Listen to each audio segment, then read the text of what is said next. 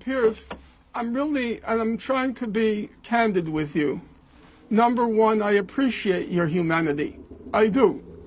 I don't know you from Adam. I'm not a TV or a television or a social media kind of person. I'm a book person. I'm old-fashioned. However, I do recall that when that famous moment when Susan Boyle appeared on Britain's Got Talent, and I remember the camera turning to you, focusing on you. I could see it in my mind's eye. I saw your eyes narrow, and suddenly the humanity in you came up. Here is this obscure woman whose talent had gone unrecognized. And if I can speak to that same program, for me the most poignant moment, the one I carry with me since that moment, was when Simon Cowell asked Susan Boyle, well, why haven't you been discovered yet? And she replied, because I haven't been given a chance. And that's how I feel about the people of Gaza. That's how I feel about those young men in Gaza.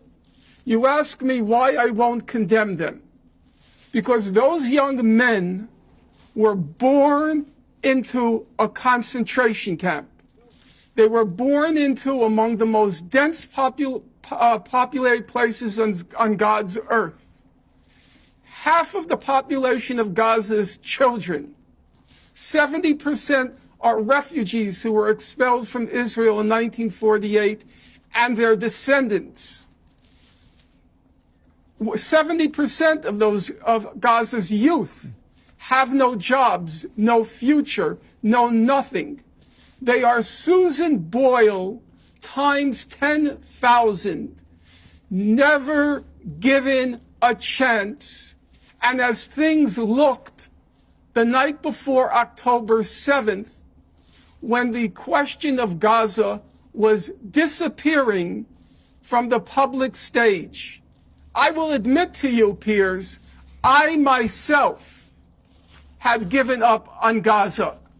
In 2020, I decided it's hopeless, it's pointless, I only have a finite number of years left in my life, and it's time for me to move on.